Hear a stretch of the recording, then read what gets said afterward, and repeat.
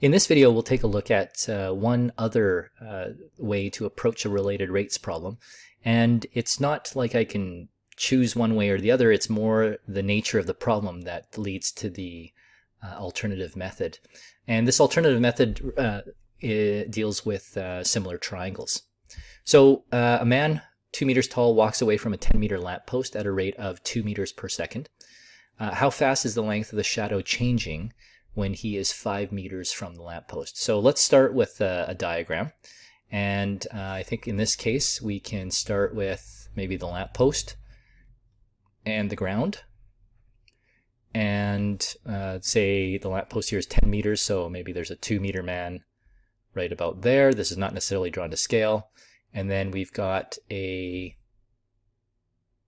kind of a shadow that's going to be created, or basically this is the ray of light that's coming down and creating a shadow on the ground.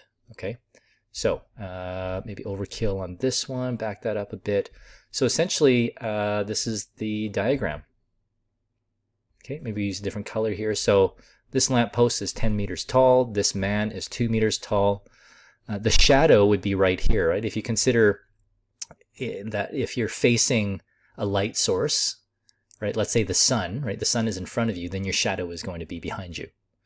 Okay, so let's call this the y, which is from here to here, and let's call this the x, which is the distance that the man is away from the lamppost. So here we've got a man that is walking away from the lamppost. So he started here, and this diagram shows him in the midst of walking away from the lamppost. Okay, so let's define our variables here. So x is equal to distance between man and lamppost. Man versus lamppost. Okay, and y would be length of shadow. Length of man's shadow. Okay, fabulous. So we've got those defined. I'm going to go back to blue now. So now we need an equation. Now this is interesting, right? The nature of this problem does not really relate to Pythagorean theorem. Okay, although at first blush you would think, well, what we've actually got two triangles here that are right triangles. What we do have here, though, are some proportional triangles. So this triangle right here, the big one, is proportional to this one, or what we'd say is similar to this one. Okay, why? Well, because this angle right here is common to both of those triangles. They both have a 90-degree angle. Okay, and this angle here and this angle there are, I should make them different from the other angle, they are congruent as well, right, according to alternate interior angle theorem. Okay, so if 3 angles of one triangle are equal to 3 angles of another triangle, the triangles are similar.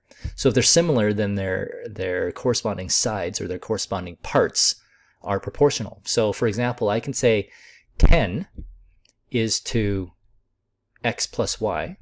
Okay, so the height of the big triangle is to the base of the big triangle, as the height of the small triangle is to the base of the small triangle. Okay, and so what we have here is an equation, as unorthodox as it seems. It still is an equation that relates x to y, and that's really the point, right? So there's always two things to relate. In this case, we've got the distance from the man to the wall, or not the wall, but the lamppost, and the length of his shadow. So how do those two things relate? Well, they're related by this equation that I've got up here. How do I know they're related by this equation? Well, because I drew a diagram. And in the diagram, it clearly shows that I've got two similar triangles. Okay, so once you have the equation set up, you want to figure out the derivative of the equation, because that equation will be the equation that relates the rates of change of x and y. And then once you have that, then you substitute in your known or given values, and away you go. Okay, so I'm going to make this equation actually looks a little bit potentially intimidating, because I've got x and y. I'm thinking maybe implicit differentiation, but let's just cross multiply, because that's something that's mathematically legit. So I've got 10y is equal to 2x plus 2y. Okay, well, let's keep going. Let's isolate, or sorry, not isolate, but let's collect like terms. So 8y is equal to 2x.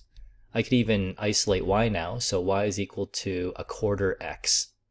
That's it. 1/4 x. Okay, so then the derivative would be dy dt, right? Again, I know it's in terms of time because I'm given a rate per unit time. So dy dt equals 1/4 dx dt.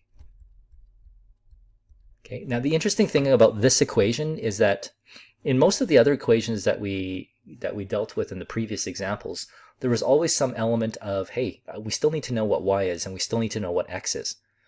Okay, and if not x, then y, and if not y, then x. But if you look at this derivative, it totally does not depend on x or y, right? The rate of change of y just only depends on the rate of change of x, right? There's no other, oh, by the way, we still need to plug in x or we still need to plug in y. So we're looking for how fast the length of the shadow is changing. So since y is the length of the shadow, we're looking for dy dt. Unfortunately, I've already got that isolated. So it's just 1/4 of dx dt.